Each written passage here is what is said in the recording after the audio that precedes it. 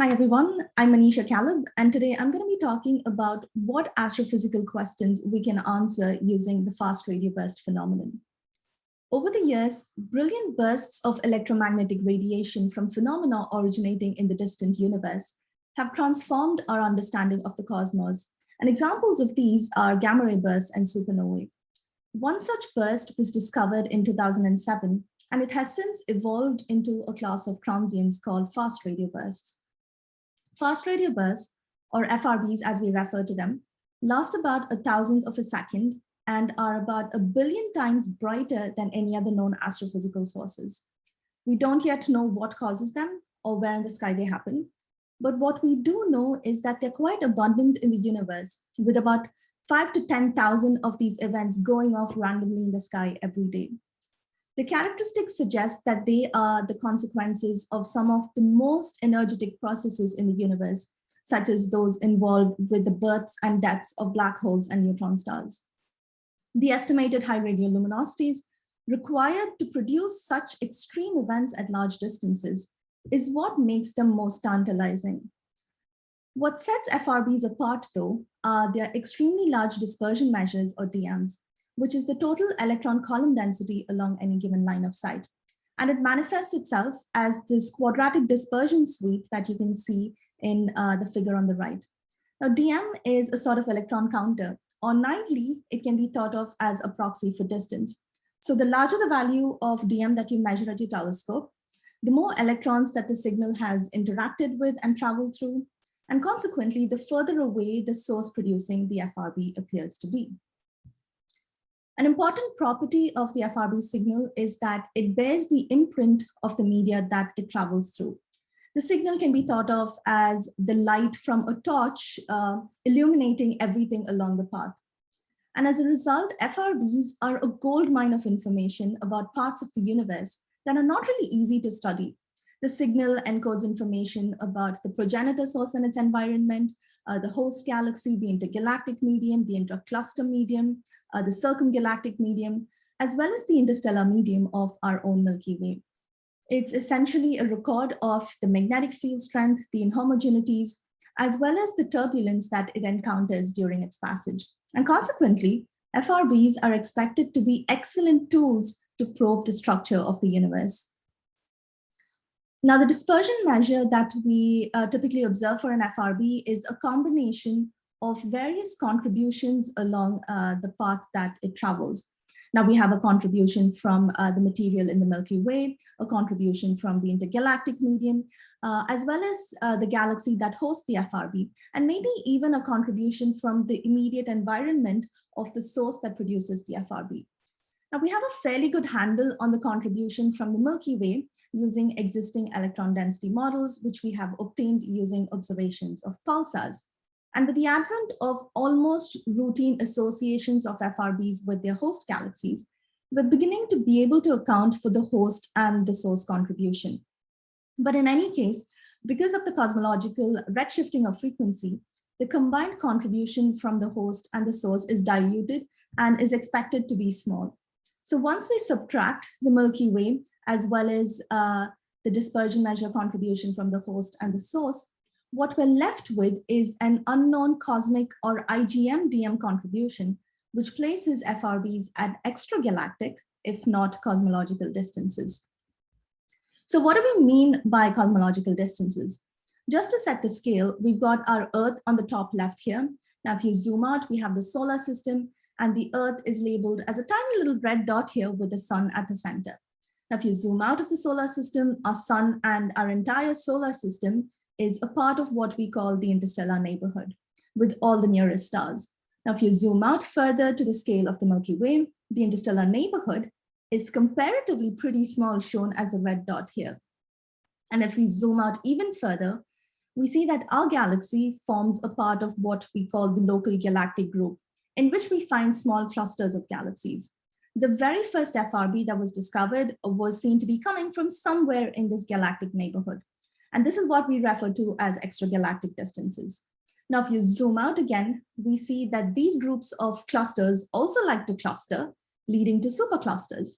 And if we zoom out even further, we see further clustering of superclusters, And if you zoom out to the largest scale of all, which is the observable universe, we see that we're pretty extremely small on the grand scale of things.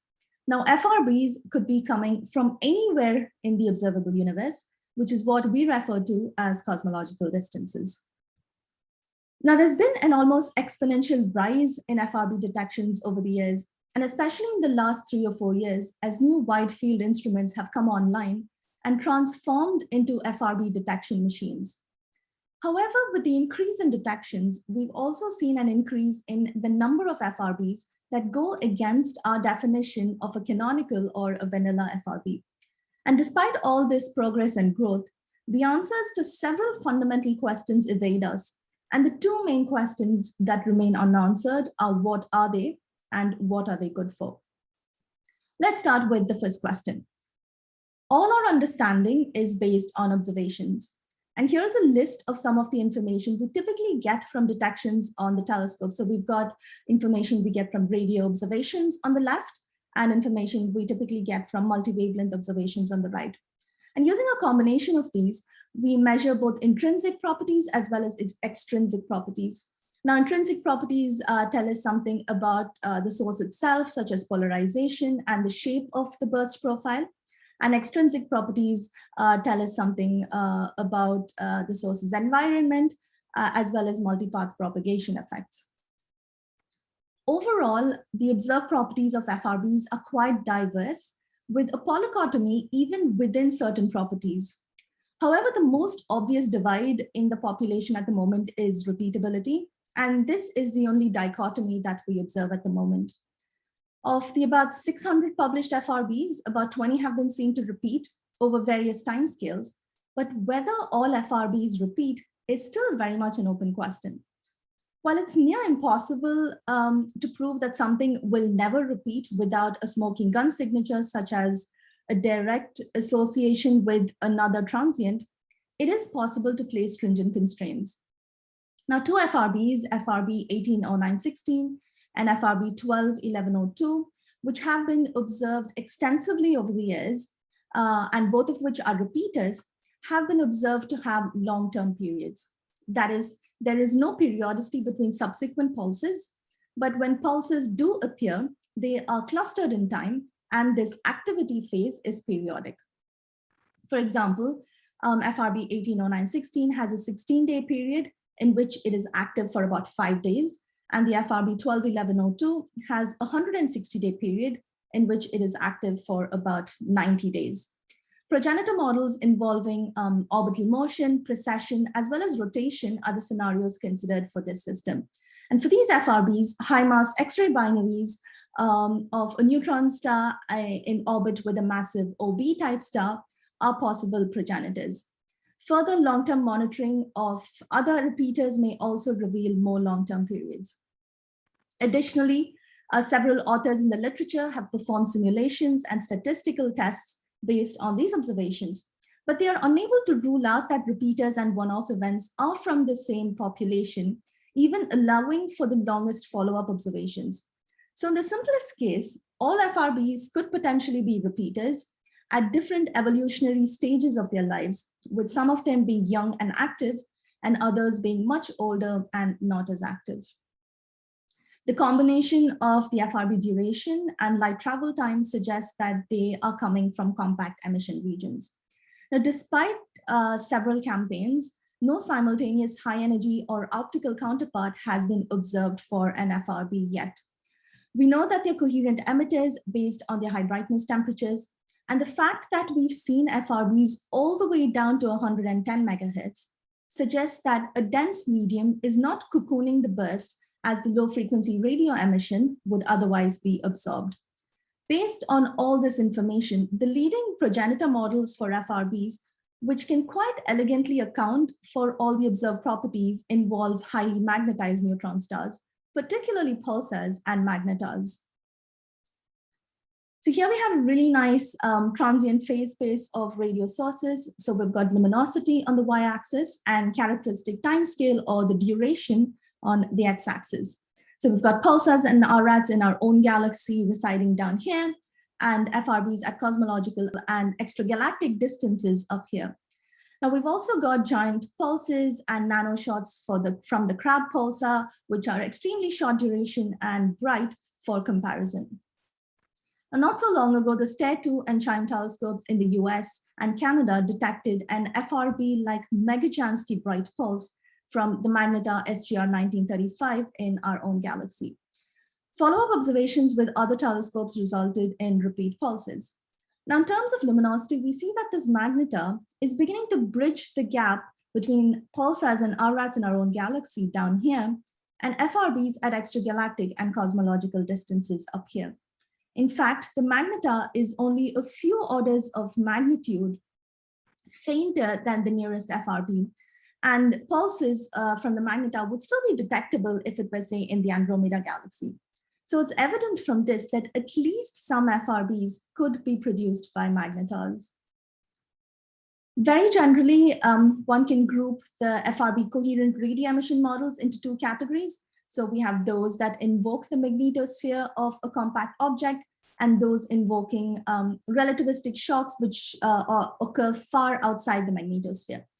Now we can also consider whether the central engine producing the FRB is acting in isolation, or whether its activity is somehow stimulated by an external plasma stream in the case of binary systems, for example. Current models predict that FRBs are either caused by relatively rare explosive collisions between old neutron stars and white dwarfs, or they're more common periodic outbursts of flares from younger rapidly spinning stars such as pulsars. Now, the collision-based model suggests that FRBs are extremely energetic one-off events, whereas the outburst model suggests that FRBs are less energetic and repeatable. The table here gives some examples for both types of models. A fair few models have been ruled out over the years, either due to the fact that the observed rate of FRBs don't match the volumetric rate of these transients, or simply because these transients may not be detectable out to the distances that FRBs have been detected currently. The most straightforward way to figure out what is producing an FRB is to pinpoint its location and or study the emission across multiple wavelengths. Now, in the absence of multi-wavelength emission, localization is the way to go. In fact, the most information we've got on the progenitor front are from localizations. Both one-off and repeating FRBs have been localized to host galaxies, but there does not appear to be a trend in the host galaxies of repeaters versus non-repeaters.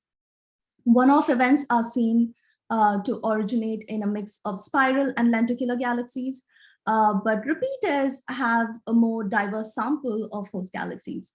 The three most prolific repeaters have been localized and are seen to reside in very different types of galaxies. So one is in a dwarf galaxy, another is in a spiral galaxy, and the third one is in a globular cluster. But because these FRBs repeat, telescopes with better resolution were able to be used to study the local environments for these FRBs. The first repeater is seen to reside in a puny little dwarf galaxy, and it is co-located with a persistent radio source. It also appears to be embedded in an extremely dynamic magnetaionic environment. Theories suggest a decades-old Magnetar as the progenitor for this FRB based on the repeatability and energetics. So this FRB is relatively young. Now, in contrast, the second repeater is in the outskirts of a massive spiral galaxy with no evidence for persistent emission or a highly magnetized environment. And this FRB is likely much older than the first repeater.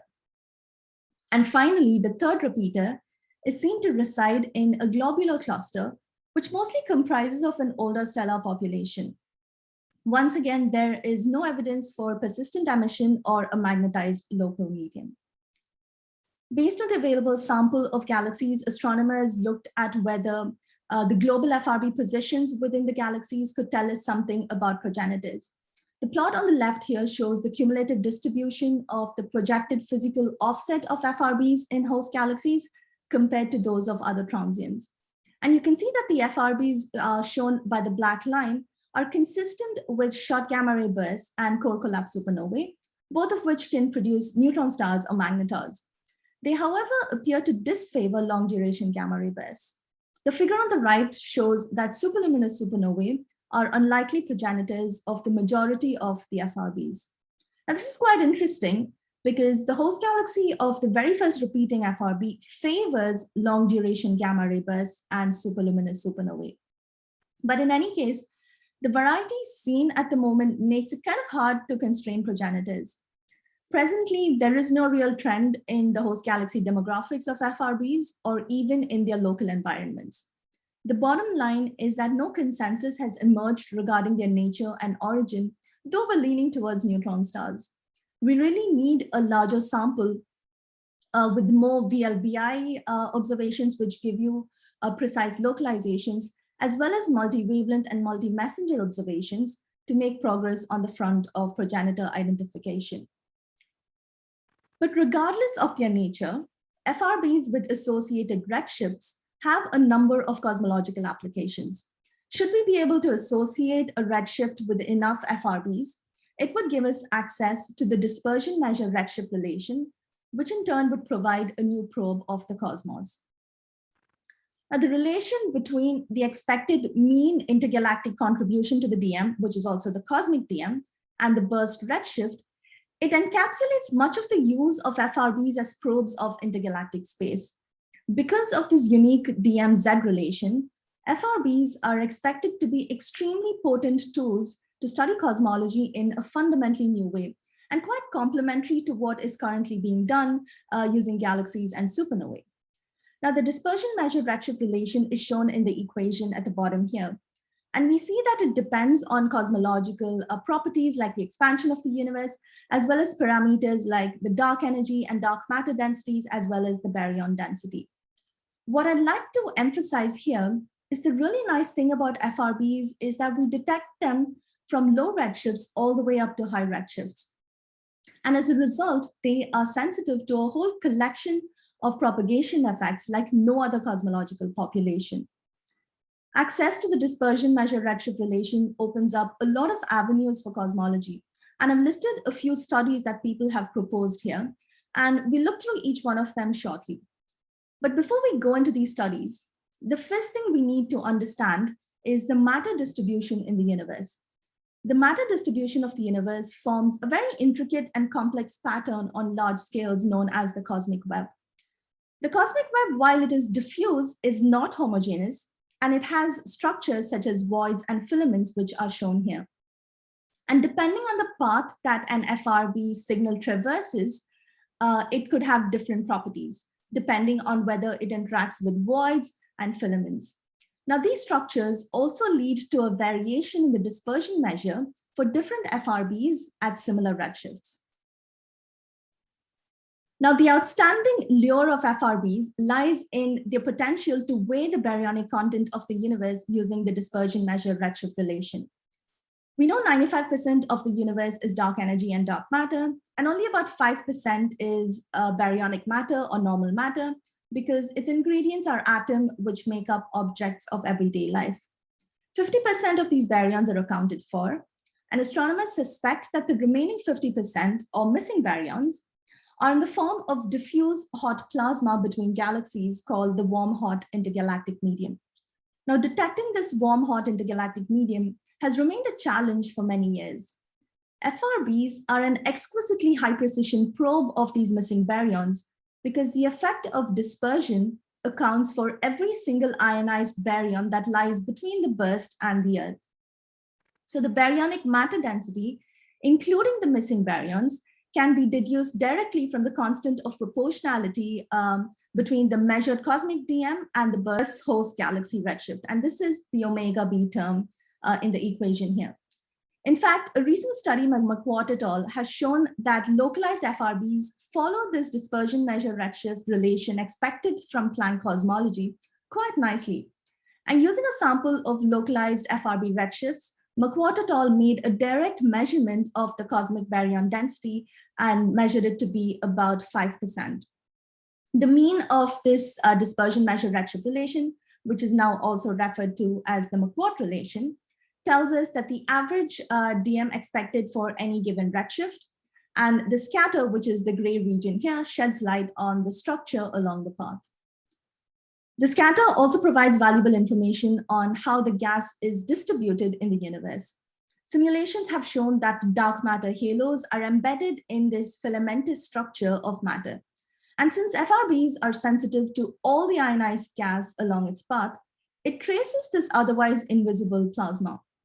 So FRBs can be used to trace dark matter properties, for instance, if it's warm or cold.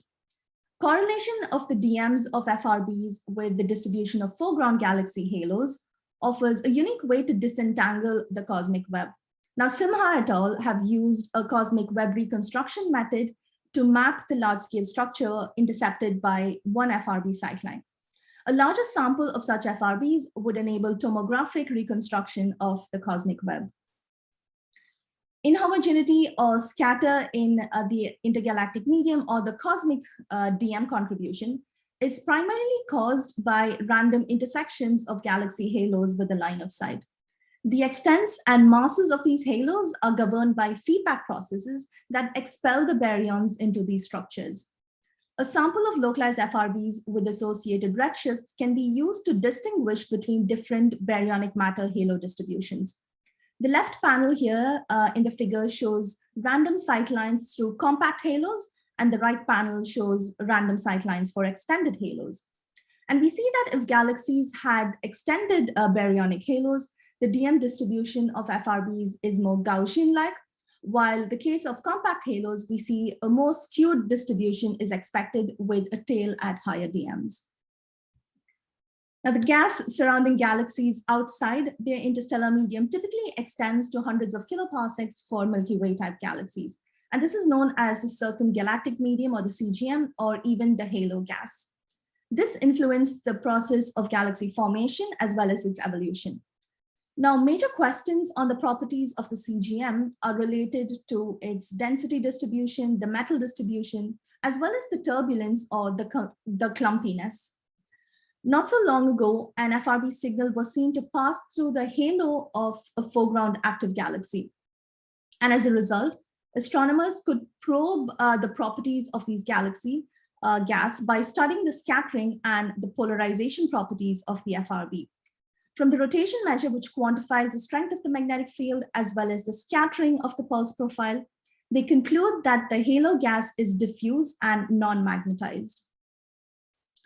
A few percent of all detected FRBs show a pulse profile whose width increases as the fourth power of wavelength, as shown in the inset in the figure here. So this effect, known as scattering, results in an exponential scatter tail in the trailing edge of the pulse, and is caused due to the multipath propagation of an FRB signal.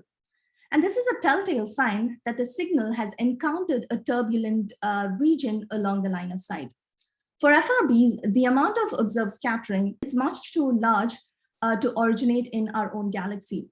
And it's unclear whether the scattering originates in a circumburst medium, the interstellar medium of the host galaxy, or in the tenuous halos of intervening systems embedded in the IGM. The effect of scattering could also be intertwined with galactic feedback and DM contributions from intervening systems.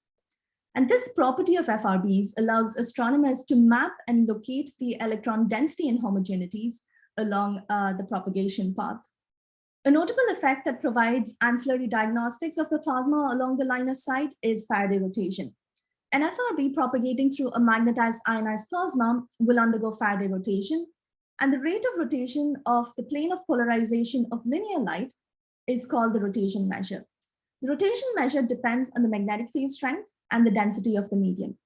Now, magnetic fields play very critical roles in almost every aspect of astrophysics, but unfortunately, much remains unknown about how these fields are generated and how they are evolving. The magnetic fields in the Milky Way have been extensively studied using pulsars. Using a similar method of a combination of a large sample of FRB rotation measures and dispersion measures, astronomers could understand and map the magnetic fields associated with the medium outside our own galaxy. We know that FRBs are the shortest duration extragalactic sources of radio emission. If there is a lensing galaxy along the path of the FRB signal, the signal will be strongly lensed, resulting in multiple copies of the burst separated in time. The advantage of using FRBs is that the impulsive nature allows the time delays to be measured to high precision. Compared to the FRB duration, which is of order milliseconds, the galaxy lensing duration is about 10 days. If a repeating FRB is strongly lensed by an intervening galaxy, a series of burst copies from the same source will exhibit a fixed pattern in the mutual time delays, appearing over and over again as we detect the repeat bursts. We can then use the multiple images of the FRBs, the distance to the lens, and the time delays to independently probe the Hubble parameter H0, which sets the age and length scale for the present day universe and is one of the most important parameters in cosmology. One of the key questions in present day cosmology is when the reionization of helium and hydrogen occurred in the universe. Simulations have shown that FRBs detectable with next generation telescopes like the SKA, MeerKAT, and FAST at redshifts of 3 and above are expected to carry the imprint of these epochs of reionization. We basically expect a change in the steepness of the dispersion measure redshift relation at the redshift of reionization, as shown in the figure here. The detection and characterization of the epoch of helium reionization at relatively closer redshifts of about 3 may hold crucial information to help in the searches of the signature of the much sought after epoch of hydrogen reionization at yet higher redshifts of about 6. So in summary, it's clear that with the development of new instrumentation and software, we've reached a point where radical changes in the field happen on timescales of a few months or so. Overall, robust cosmological applications of FRBs described here can be achievable with a large number of localized FRBs with associated redshifts. While we're still in the pioneering era of FRB cosmology, these studies with a large sample of localized FRBs could soon reach the precision and the impact comparable to the likes of WMAP and Planck.